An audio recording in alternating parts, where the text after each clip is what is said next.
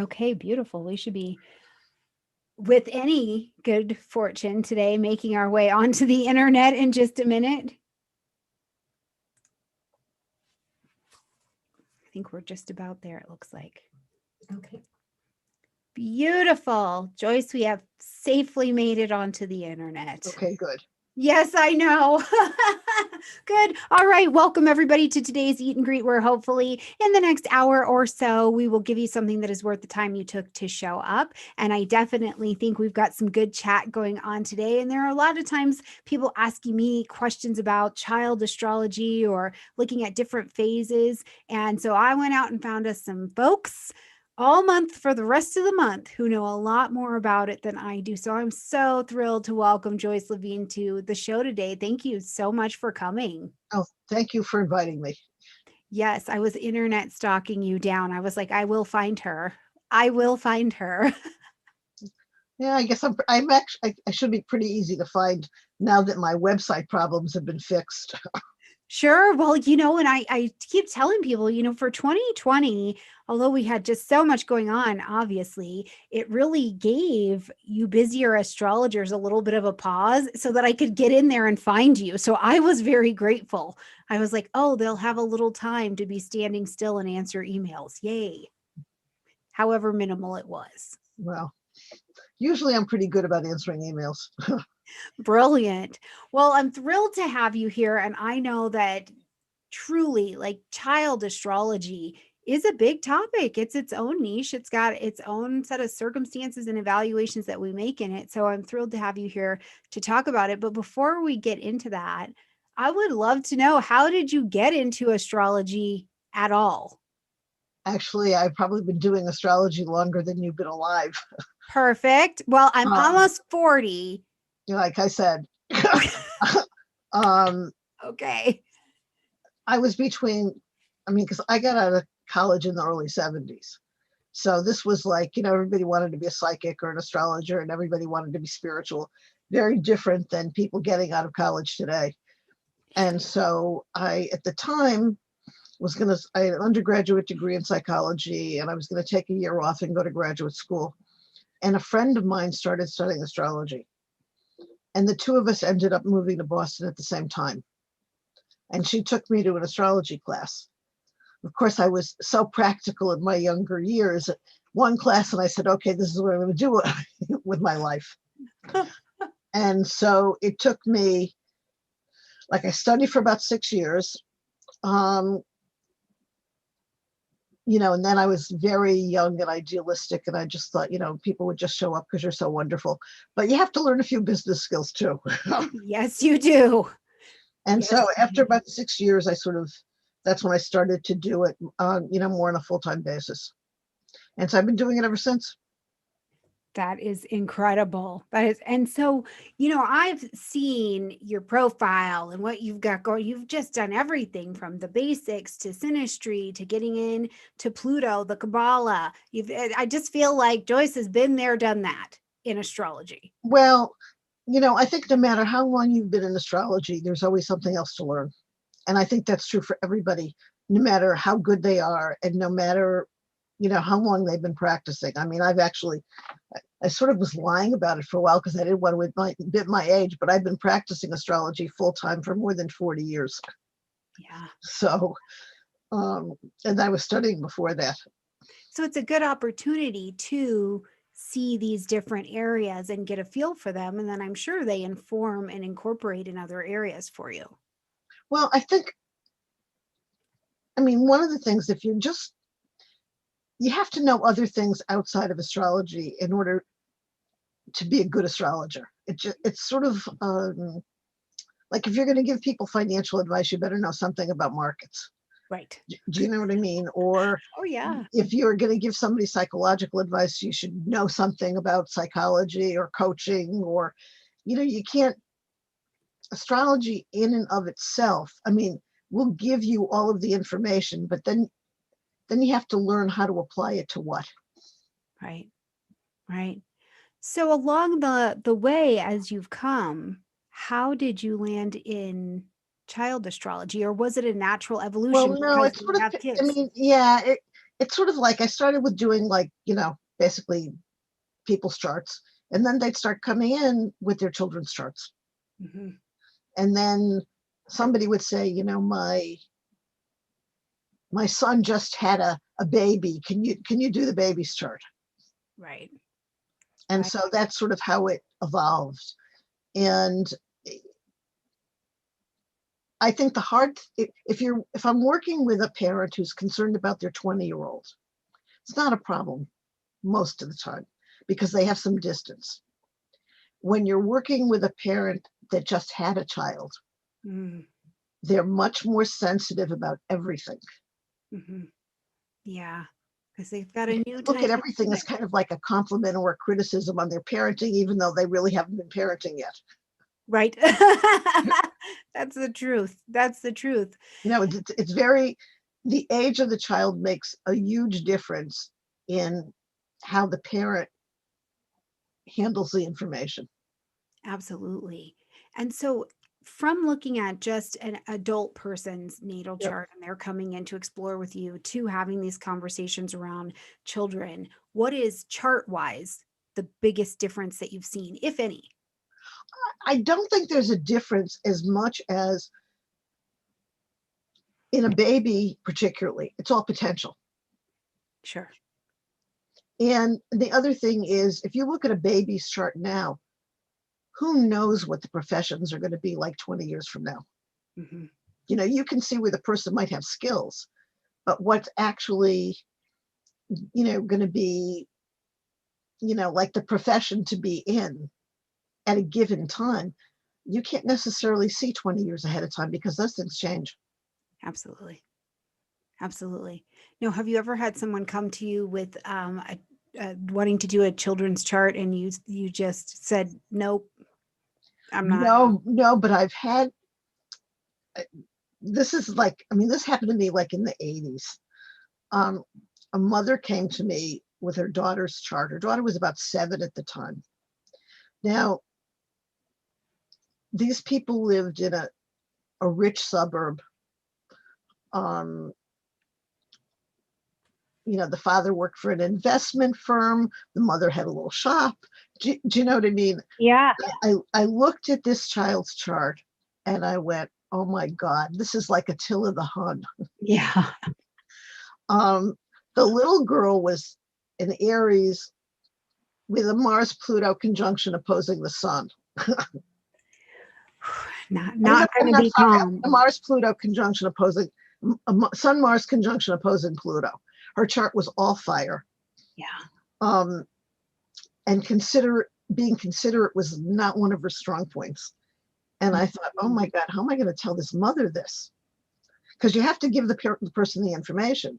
Right. You don't really want to hit them over the head with it at the same time. Some tact of delivery. And so I at this point, the client had been to me like once or twice. I didn't know her that well yet, because I have clients that I've had for like 30 years, so you could say anything to them because they know me. Right. But when it's somebody like a new client and it's a child, you don't know how they're going to take it. Mm-hmm. And so I went through everything as tactfully as, I never said Attila the Hun, but but I went through everything as tactfully as I could. And after all these years, I'll never forget what she said, because she said, good, I won't have to worry about her.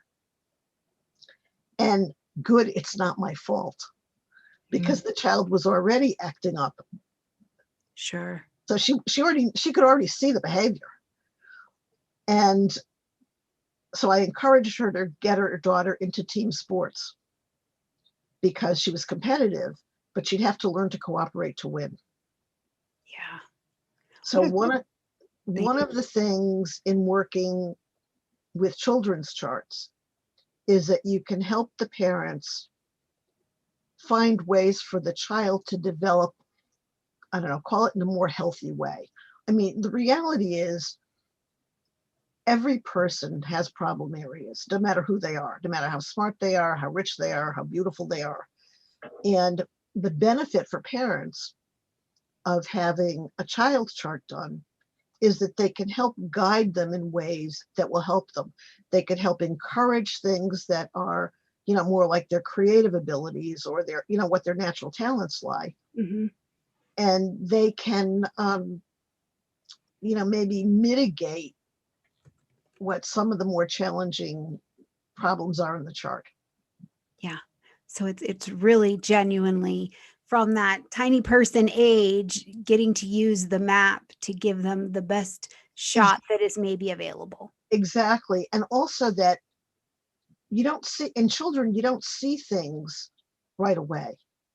So, I mean, we develop over time. So I remember saying to actually a friend of mine was having me look at her daughter's chart. And her daughter was like wild and, not the easiest kid in the world. Sure. And I said, oh, she's got good business skills. And the mother goes, you're crazy. You know what I mean? This child has no business skills whatsoever. Mm-hmm. But 10 years later, it was a completely different story.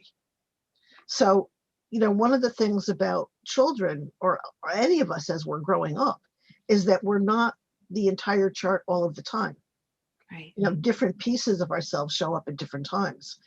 And you can, help maybe encourage somebody about some of the pieces that they haven't seen. I mean, I had something else where a client of mine who's actually, she just passed away. She was past her Pluto return. Not her Pluto return, Pluto opposition Pluto. So she was in her 90s when she passed away, but she used to have her children's chart done and then her grandchildren's chart done. And so she sent in her grandson, and he was this is a few years.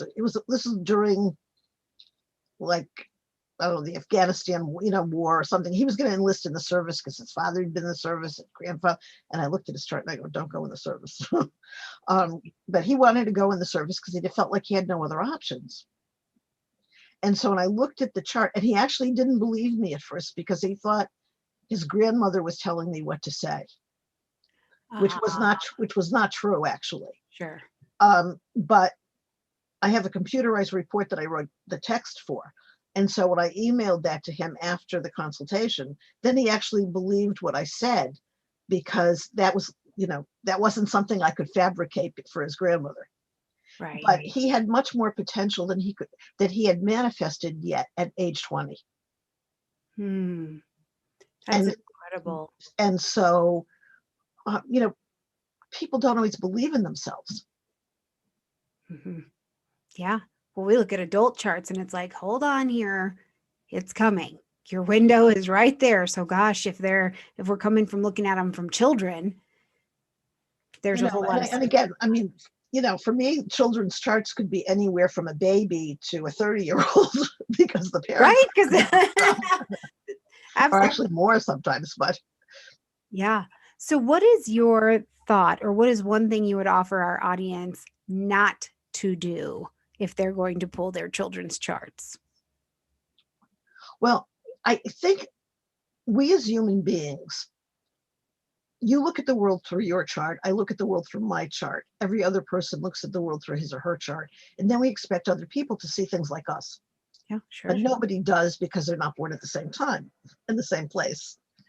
So one of the things in terms of working with the parents is, this is the child, it's not you. Okay, there are ways that your children may agree with you, and there are ways that they can be completely different from you. It's not a compliment to you if they're like you, or an insult to you if they're not. Yeah, and so you have, it's like helping the parent to understand what the child is like, particularly in situations where the children aren't like the parents. Like I have clients that I've had like forever. They both have Saturn and Capricorn. They were bankers. They worked for, Fortune 500 companies. They have a child who, the oldest child has a Sun, Uranus, Neptune conjunction with Jupiter. Do you know what I mean? And so for people who aren't listening, basically he was rebellious. He was not practical. He was going to do what he wanted. he didn't care about convention. And you have these two very conventional conservative parents. Sure. And you'd go, where did this kid come from? But the wife's father had a chart just like that. Ah, there's always So- a helper. There is a helper somewhere. Well, I think that, I mean, what you see is family patterns in charts. And a lot of times, like my mother was a Cancer, I have Cancer rising. Okay. My father had the moon in Sagittarius. My sister has Sagittarius rising. So you see family traits, and you can see who's closer to who, and how how you were raised shows in your chart too, and the way you view your parents. But sometimes it's not that generation. Brilliant. Like I have a friend who had a very difficult grandchild, but that grandchild was great with her because the grandchild was a Scorpio, and my friend's moon was in Scorpio, and they connected in a way that child did not connect with anybody else in the family. Right. Right. So it sounds a little bit too like this idea of by doing the chart and having the understanding to be helpful on that particular life journey, it also enables the parent some grace to Absolutely. get out of the way and say, oh, wait, I don't have to be your everything. Perhaps your grandparent, perhaps your uncle, perhaps your whatever can actually get you the message of Well, what's going also on. perhaps you should get out of the way and just let them be themselves, Ah, sure. which I think is sometimes the hardest thing for parents, Mhm. particularly when the children are not like them. Oh, sure. Yeah. You can't go in society like that. What will they think of me as a parent? Or why aren't you getting an MBA? Hmm. um, and the rebellious child is now getting a PhD in robotics. So it wasn't. He just wasn't going to do things their way, Yeah. and they accepted that because they knew astrology. But Mhm. a lot of other parents don't feel that way. It's why aren't this is the way you're supposed to be, That's and brilliant. A lot that of can be freedom. very difficult. It grants a lot of freedom for But everybody. but the other thing is how you see your parents also shows up in your chart, for Mhm. better or worse. For better or for worse. And so if we're looking for that, actually, let's if we can get a little bit more specific, if we're looking for that in a chart, how are we going to see how we see our parents? Well, I look at the fourth. I don't know how much astrology people will know that are listening to this. I look at the 4th and 10th house as the family axis. Okay. The 4th house is the home and family. The 10th house theoretically is the profession, but the 4th house or the 10th house can be the mother-father axis in the chart. Some people see the 4th house as the mother, some people see the 4th house as the father. I think it varies depending on the person. I don't use it as a rule Sure. because I think it could be either. But I look at the signs on those houses, on those house cusps, the aspects to those rulers, Okay. any planets in the house, the aspects to those planets, and that's going to show the family dynamic of what you grew up in. Sure. I don't use the moon as the mother. I use the moon as the emotional message you get from your family. Okay. Okay, it could be your mother. It could be that your mother's like that, or it could be the complete opposite. So we can get a message because you see the behavior that way. Or you could get a message because that behavior was so lacking, you needed it. Mm-hmm. So for instance, my moon is in Aries. My mother was a Cancer with the moon in Taurus. We lived in the suburbs and she didn't drive. Wow. My mother was not independent. She had no Aries qualities. Mm-hmm. I learned not to be dependent from my mother's dependency. Right. Which is not to say that dependency is a bad quality. I don't mean it that way. It's just, I think that we can learn by example, or we can learn by what's lacking. Mm-hmm. Which is interesting because, like you said, we're filtering it through our own charts. So it's more like I'm watching what's happening around me and saying that does not align over here. Well, I think the thing is we're not even thinking. Sure. It's what happens automatically. It's not like it's a conscious thought, because our charts are not a conscious thought. They're just the way what we're like. hmm Yeah. So, like you as an astrologer, you might go, okay, well, my Mercury is in Scorpio, so I have this deep mind. Do you know what I mean? Or my Mercury's in Gemini, so I need a wide variety of things to satisfy my curiosity. But people don't think like that. They go, okay, I have a lot of interests, or Right. I'm only interested in certain things and I want to get to know them well. Do you know what I mean? So Yeah. it's sort of like we as astrologers are breaking down the pieces, Right. but people don't live in the pieces, they live in the whole. But it's where I think is really neat right now, especially when we have more people at this time, because we're the hot astrologers, the hot ticket item again right now. We're cool again right now, which is great. But it's like getting people into their children's charts gives them more of a voice to say, okay, my child has a moon in Taurus. How can I feed that? How can I nurture that so that they can feed the pieces or feed the whole by feeding the pieces? Now, if their moon's in Taurus, don't buy them cheap sheets. I mean, Ah, no. It's so funny that I say that to parents when when that the children have a Taurus emphasis. It's like, they care about that fabric. Don't give them anything scratchy. You're going to have trouble on your hands. absolutely. I feel like the glory of being a Taurus and having a Taurus mother was the best. The best. Oh, it was wonderful. And stubborn, of No, course. but I mean, different children have different needs. Mhm. And I mean, I was like joking with a client of mine this week. Her daughter has Venus and Taurus. And she said she always wants the expensive stuff. That's And, right. and like the girl's 12. I mean, Yeah. You better hope she's got some support in that chart so she can afford it. the father's a plastic surgeon. She'll be fine. She'll be fine. There you go. Okay. So, top things for parents to look for in the chart right away that they can grab that chart, whether they have a ton of astrology knowledge or not, and start to garner some information about that kid that's in front of them. Well, let me say this. I find that a little bit of astrology knowledge can be a dangerous thing. Yeah. Okay, because people imagine all sorts of things that are not necessarily true. Mhm. Um, I I don't know how to say this for people that don't really know astrology, because I think that it's not going to work too well, to be honest. Mhm. Um, because the most important thing in the end in the chart is the outer planet aspects to the inner planets, Okay. because that's going to determine the sun sign is your basic sense of identity, but how that fits in the chart is going to make a difference.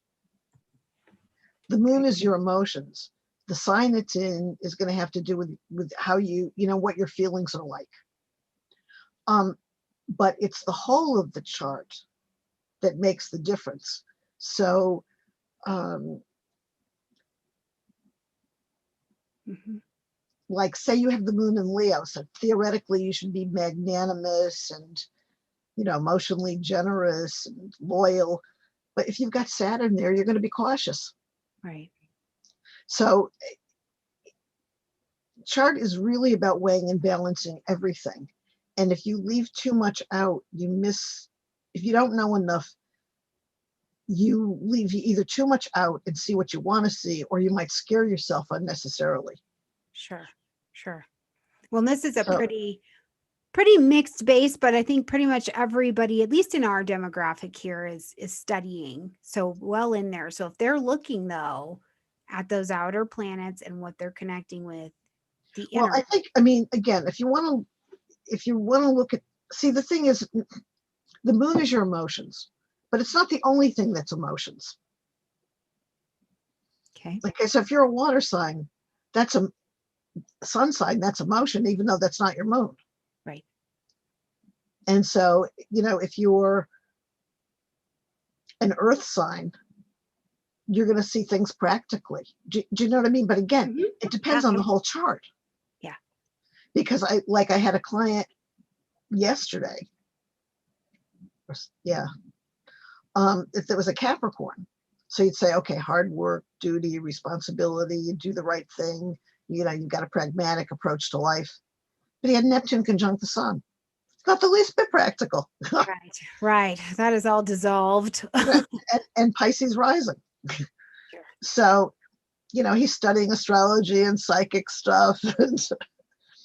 Yeah. So that's kind of what I mean about sometimes a little bit of knowledge can be a dangerous thing. Like if, you know, you looked at that chart and he had the sun in the 10th house, which would be now Capricorn, sun in the 10th house, you know, you should be looking at being, you know, in some serious profession where you're the head of state kind of thing. But not with Neptune there. Yeah. And maybe you're better off in film. Just, you know, Yeah. so I think that's the thing about too much generality. Sure.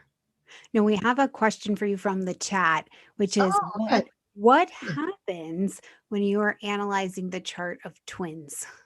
How do you handle that one? The chart of what? The chart of twins.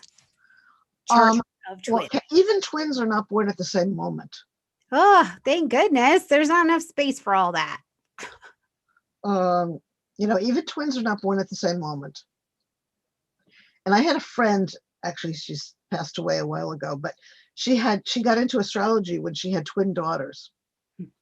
And one was born with a congenital heart defect, and the other one was perfectly normal. Okay. And there was a difference in their birth time. So even twins are not born at the same moment. Sure. The other thing is, even if twins are really a lot alike, like the last twins that I had that were regular clients, they were born, I don't know, maybe 20 minutes, a half an hour apart. I can't remember, and I don't remember the chart offhand, but I remember like the older one got married first. Okay. But not too much before the younger one. I mean, you know, again, we're talking about a half hour. The older one had marital problems first. She got divorced.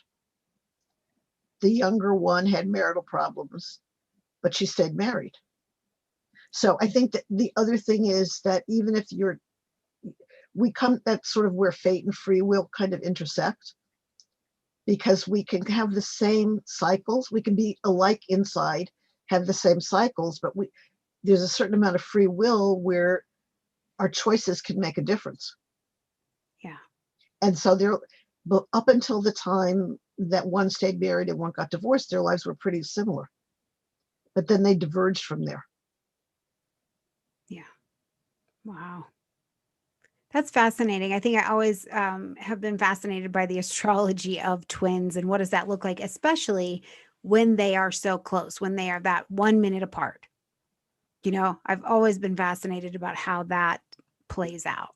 A lot of times what you might see is that they act out the opposite sides of the same personality.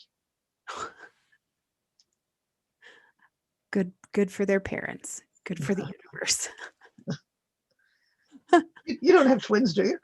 No, look, I could not sign that into the contract or whatever I did to get here, Miss Joyce. I couldn't do it. Well, my mother was a twin. She was ready for that. But it was fraternal. I mean, her twin was a male. Oh, okay. And okay. As far as I could tell, they weren't that much alike, but yeah, that's been my experience, just even outside of astrology, meeting, you know, because I have plenty of twin friends, and the fraternal ones, I'm like, they don't seem alike. You know, not just, and maybe it is that male-female energetic balance, but I haven't met any that I think seem too much alike. Sometimes the identical ones, though, I'm like, oh. And even that could be a trick of my little human mind. It's just, you look like this other human, you know?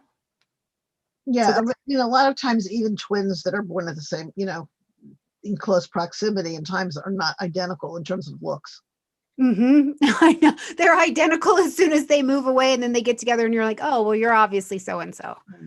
You know what? My male cat is deciding he wants to be at my desk. So let me see if I can. I guess he'll go someplace else. But Yeah, there's he's here for some spotlight. I understand that. well, That's he's got Leo rising. brilliant. That's Brett. Well, and the camera's on, my friend. So Yeah. hello. This is like real live work from home. This is why I always laugh because sometimes the dogs will come in the middle and I'm like, how they don't even have thumbs. I don't know how they open the door. Well, my male cat, if I close the door to my office, he will bang on the door. He does not. My cats are all fire. They don't want to be left out. And I'll tell you something. Astrology works for animals, not just people. And do you use it in your house often with the animals? Well, it's not so much that I use it with the animals. It's just that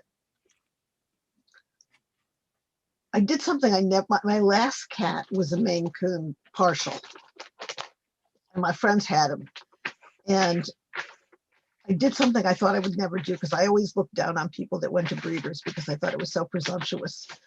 Sure. When there's so many animals that need homes. Mm-hmm. But I couldn't find when my last cat died, I couldn't find a Maine Coon in the shelter, and I really wanted a Maine Coon, so I ended up going to a breeder. And the cats were supposed to be Scorpios, but they were born later and they became Sagittarius. And their charts are literally all fire. Sun Mars conjunctions, square Uranus and Saturn, Leo rising, Moon in Aries. And when I first got them, they tore the house apart. Plus, they're accident prone. They've calmed down now because now they're 12. They're seniors. So now they're just pushy. Well, they've gotten sweeter with age, but part of that's the breed. But charts of animals work just like people. Sure. Sure. Good. It's actually quite amazing. Yeah, we'll have to do pet astrology. That'll have to be a whole episode. We'll have a whole other niche of the group showing up for that one for sure. But I've had people call me that they're going to adopt an animal and they want to know if their charts are compatible or if their charts would be compatible with the children. Okay. Yeah, that makes sense. Yeah, I feel like there's really no bounds to where astrology can kind of work. I've had people call me. I want to adopt this dog. Will it get along well with my son? Mm-hmm. Mm-hmm. Yeah, we went and adopted a dog this last year in 2020, and we got him from the shelter. And it is so funny because they brought him out and the other dog, and he is just very Aquarian, and he could have cared less if we adopted him or not. He was living his little life over and didn't care. And when we finally took him home, he is the funniest, most friendly little thing ever. Well, he's not little, he's 70 plus pounds. So he's just so funny. And yet he could still care less. He's like, I'm good. I'm happy. I'm doing my thing independently over here, upside down on the couch. Well, my cats are independent, but they like attention. They like people. Yeah. So they don't really want to be alone. Awesome. Okay, we have another chat question for you really quick. So this person is asking how to be supportive, the best way to be supportive for their child at their first nodal return. I think what does the rest of the chart look like? Right? I know it's such a hard. Do you know what I mean? I don't think that the nodal return is the issue. I think that that's like 19-ish. Mm-hmm. So is the child going to college? What does the chart look? What does the rest of the chart look like? And what is the rest of the chart telling you? Mm-hmm. That's sort of a rite of passage in a sense, but what it means is really going to depend on the rest of the chart. Are the nodes connected with the rest of the chart? Are they sitting somewhere by themselves? Are there other cycles that are going on simultaneously? I think a better question or might be for parents with children to look at, all right, my my son or daughter is having Uranus transits. What should I do with them before I murder them? I mean, Yeah. do you know what I mean? My child, has got Uranus transits. They're acting up. I don't know what to do. Do you know what I mean? Or my daughter's got Saturn transits and she's been depressed. How, what can I do to help her? Mm-hmm. Mm-hmm. So I mean, I think that because the nodes by themselves aren't going to tell you anything. You've got to look at the rest of the chart To see what's going and on. like I have a client who she gets her children's charts done all the time. When she updates her charts and her husband's chart, she gets the children's charts done, and one of them has a lot of planets in fixed signs, and the mother had her overcommitted. These Okay. that there's ballet, and then there's Spanish, and then there's Mandarin, and then there's I'm and that's not an exaggeration. And I looked at the chart, and she said, she's not doing well in school. I go, yeah, because she can't handle this many things at once.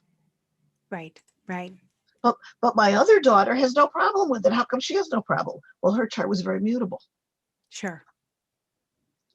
Yeah. And so the child was having problems particularly when the Saturn transits hit.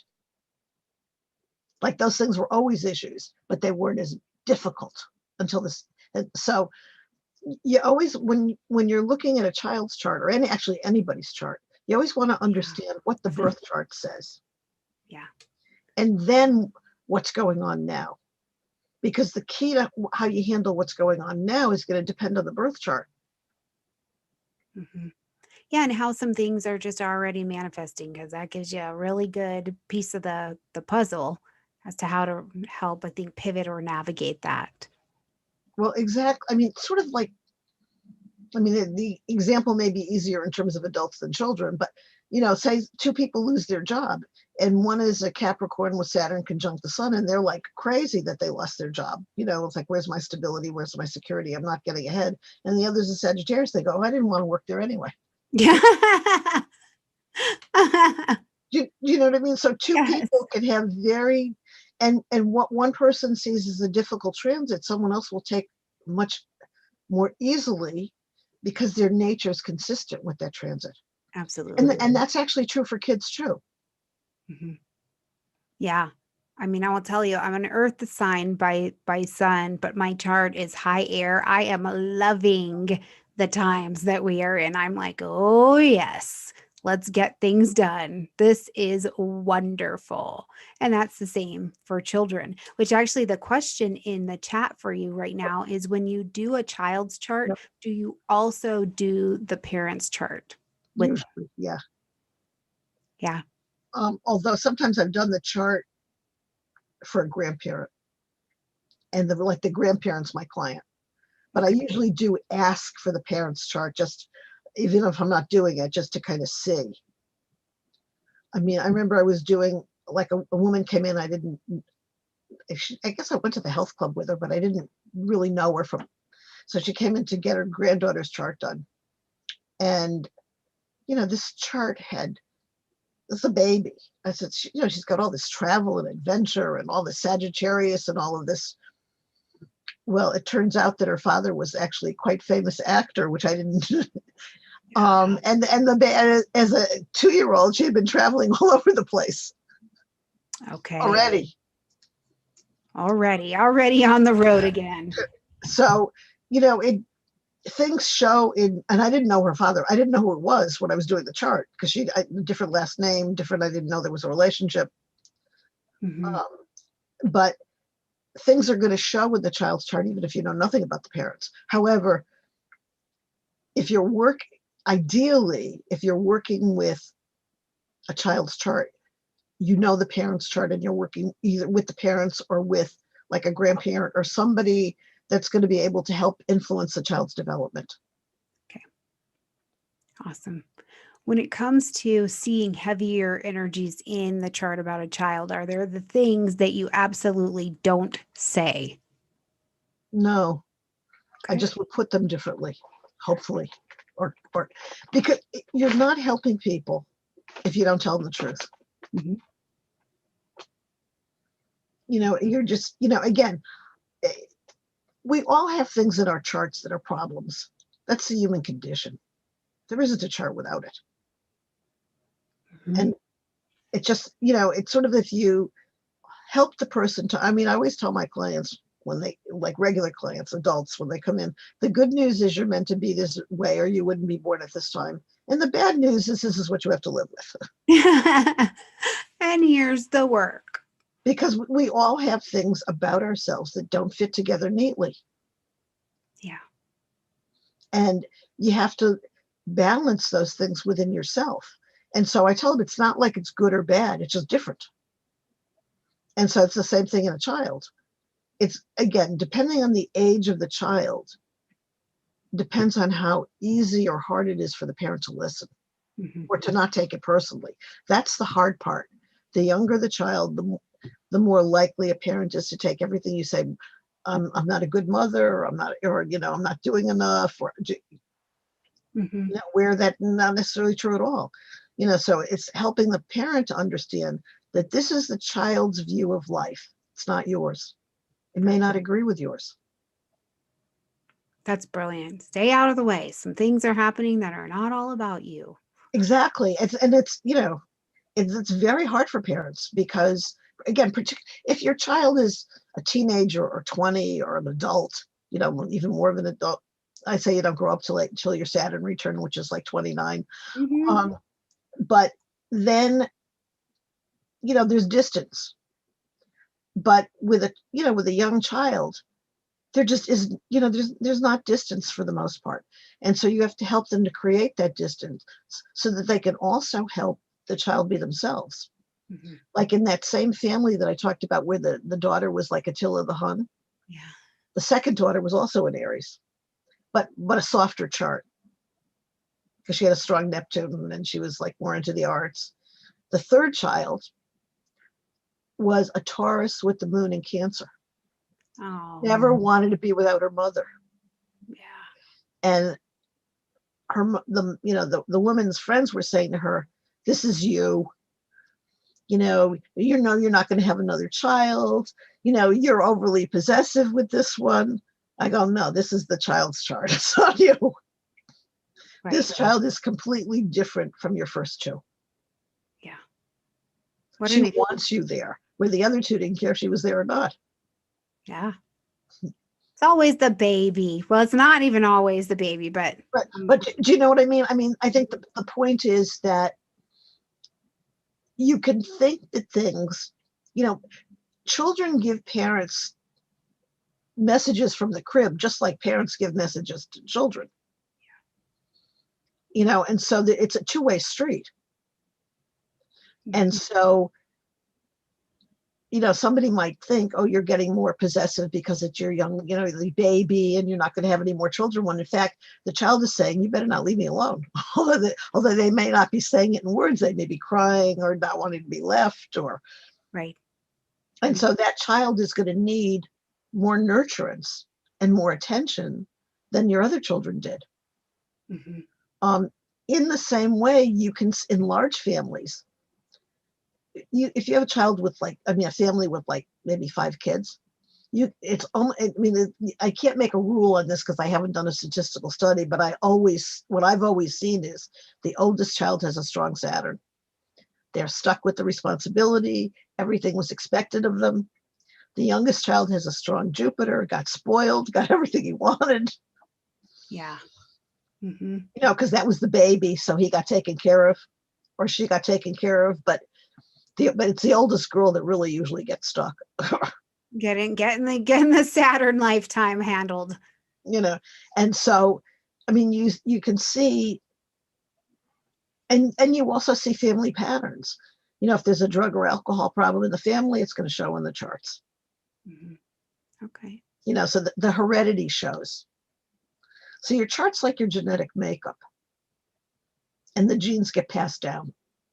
And again, sometimes they skip a generation, Yeah. But you can but find they're, it. but they're there from somewhere. Yeah. So if people want to proceed forward, specifically in studying more of the child astrology, where would you direct them?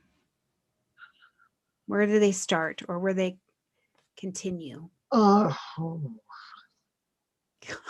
I don't, I'm trying to think because I don't really know any good books that are written on child astrology. I think that the thing to remember is that it's the same astrology. You just have to apply it differently because it's it's still potential. Okay. And if you're looking at your own children's charts, or if you're looking at children's charts for other people, you have to understand different parts of our nature come out at different times. So just because something doesn't show now doesn't mean it's not there. Mm-hmm. Mm-hmm. So what's your So I'm what's sorry, go ahead. I was just going to ask, what is your favorite kind of astrology to practice for you personally? You know, actually, I love court cases, but That's okay. You heard it here. You heard it here, you guys. it's Promise fun. Joyce It's court not fun cases. for the people involved. It's fun for me. But Yeah. I mean, because I do such a variety. I mean, I work with individuals. I work with families. I work with couples. I work with business people. Like when to open a business or when to start something or when to expand. Um, I like mundane astrology because to me, mundane astrology gives you an understanding of what's going on in the world. Um, Nothing. I mean, there's nothing better than astrology to understand world cycles. And I like court cases because you can find a good time for your client, ideally a bad time for the other person, if you can get the court dates, who's supposed to testify when, because it's more of a challenge. Sure. But um, you can't talk about those things, though, unfortunately. I know you can't tell the results of that one. But now when you have like an inbox full of people in their court cases, I'll be Well, like, well, there you go. well, but I mean, it's unfortunate. I mean, I've worked on things that I wish I could talk about, like Hmm. on the front page of the Wall Street Journal, or but you can't talk. You can't say anything that would be descriptive. Sure. As a Sure. client, I mean, you can't say anything about clients anyway. I mean, client confidentiality should be, for any astrologer. I mean, years ago, I mean, I've seen people put up people's charts that were not public people and discuss who they were, which I would be horrified. Sure. Sure. Confidentiality is like a must. Hmm. Oh yeah. Um, but I don't know. I don't like doing the same thing every day, even though I'm very fixed. So I like a structure, like a big, like a, so that but I don't like every day to be the same. So, and deal in a sense, even if you're doing like charts every day or consultation, I call them consultations, um, you're dealing with different people. So it's always different, even if you're doing something that's the same, because the people are different. Yeah. Yeah, absolutely. Well, so what's coming for you next? What does 2021 look like for you? Where are you speaking? You're setting up a tomato stand? What are you doing this year? Well, I mean, I was on the NCGR board for over 20 years. Hmm. I was the past chair, and I was the president of the Boston chapter. So I've sort of stepped down from all of that. Sure. And so I'm really more doing my own work. And I really don't have anything particularly set up.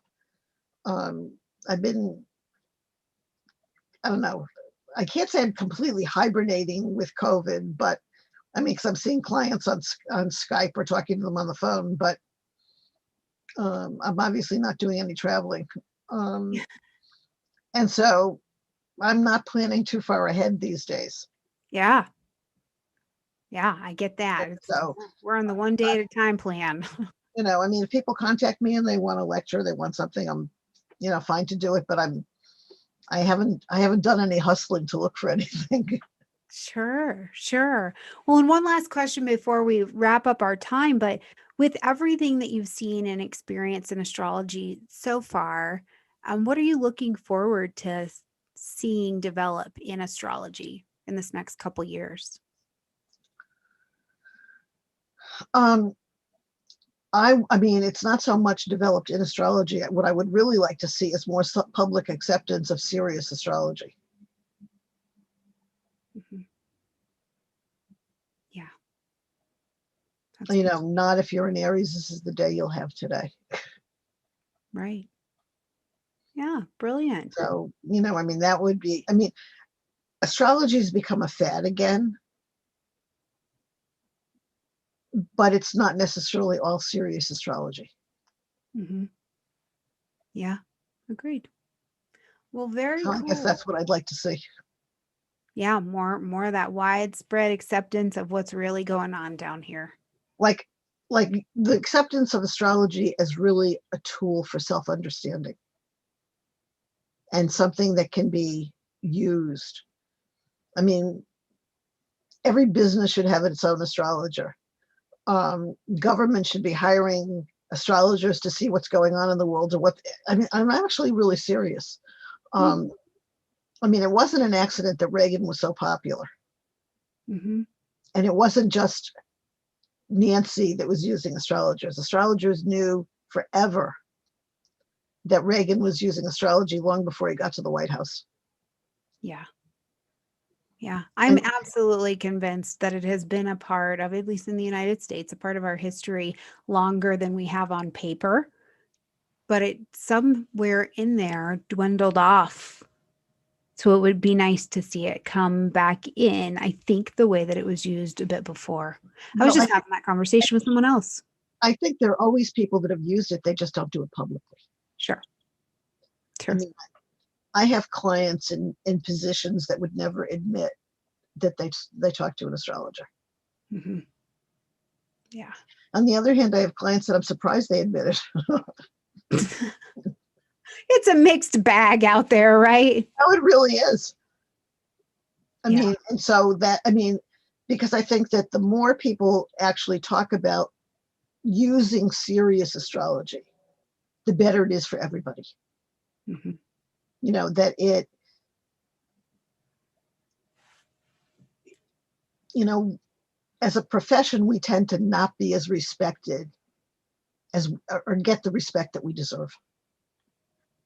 Hmm. And that may not be true for everybody individually, but as a profession, it's true. So CNS, get some more street credit for what is really happening, the profession itself, and What, elevating that. right. Brilliant. Brilliant. Well, I sure appreciate you being willing to come in and just have a chat with me, spend a little bit of time. It was nice to be able to connect with you and get you to invited and to come over because we might have missed each other. You know, if we weren't in a slowdown, we might have missed each other.